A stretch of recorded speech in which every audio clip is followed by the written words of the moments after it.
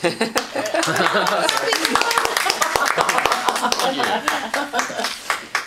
about that.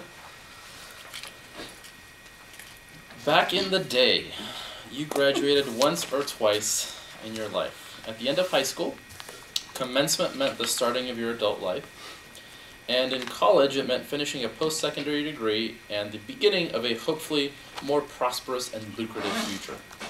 These days, though, we have graduation from middle school, elementary school, kindergarten, and even the annual karate class or mandatory sexual harassment training.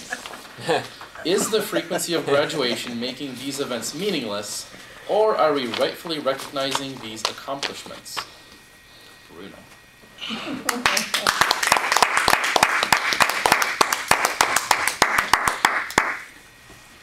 Thank you kindly. I was not daydreaming through half of that question, I think. The answer very succinctly to your question is that we are absolutely overdoing this, for sure. There is a direct relationship between the number of things that we celebrate and the importance that we attach to each of those things that we celebrate. And this topic really is connected at the hip to the social discussion that we have in regards to the culture of giving out, sort of participation trophies or good jobs for basically showing up to our kids.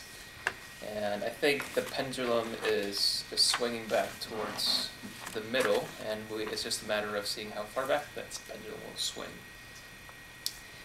I'm personally okay with that pendulum swinging back pretty far, and so yeah, absolutely. We don't need to celebrate karate class, or we don't need to celebrate someone completing each grade of school.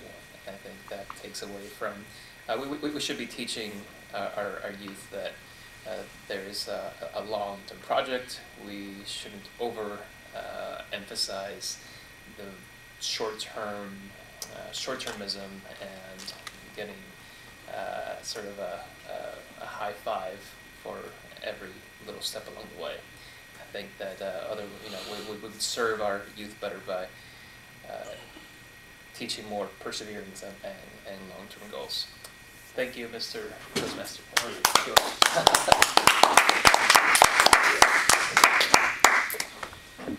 No matter what you studied in college, there was probably some course that you hated with a passion.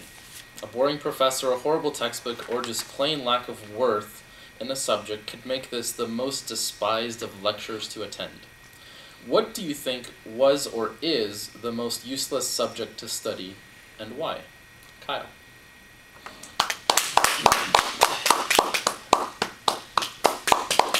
Thank you, Mr. Table Talks Master. What do I think is the most useless? Yeah, or was. Or was. Maybe it's something that's I'll tell two stories. One, I used to think I was caught up, I think, in the fact that I did really good in math and that I considered myself a logical person. And I used to think that anything that is like art history or history or that kind of thing would be something that was kind of not that valuable, because I think I was considering myself such a logical person, and I wasn't necessarily considering myself very artistic. However, that's kind of changed, kind of 180, where now I really do see the value in the artistic side of things, and I strive to be more artistic and even consider myself a little bit artistic now that I've kind of allowed myself to tap into that side of my personality. I think something like reading a book or biography about Steve Jobs has like pointed that out to me, that he was all about the artistic side of things and how valuable that made his inventions and what he turned Apple into. The other thing that turned out to be a real world example that happened to me that turned out to be a bad class for me was, it was something about women's I don't know if it was women's studies or something along those lines. And I thought, oh, cool, like I'm gonna go get to hang out with, you know, a bunch of chicks and get to learn about, you know, women, and that, you know, is really great. And it turned out to be more of a women's lib type thing, and it didn't turn out quite how I imagined. My perspectives, you know, weren't appreciated by my professor, and so I got a bad grade in that class.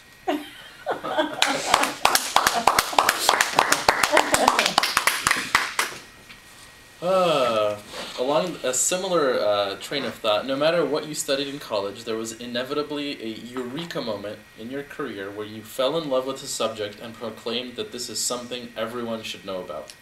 What was or is the most useful subject to study, and why? Theresa.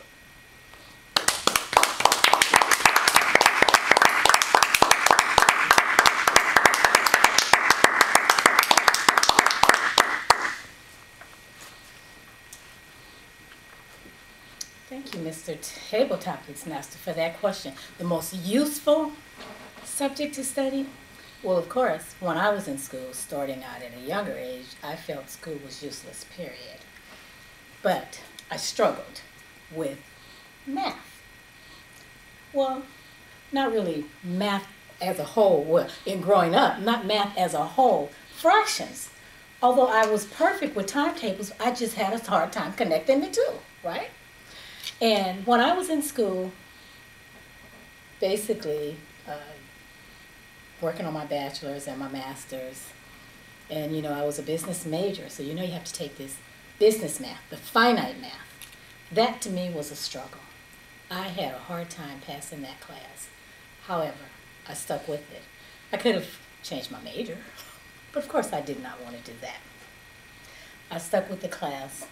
I eventually got through the class, and eventually it came to me so easily. I was helping the instructor. I loved the class, but initially I thought, what a waste, because even when I went to try to get tutored, the tutors they were not familiar with finite math. They knew calculus, they knew everything else, but not finite math. And I felt that it was useless. But after getting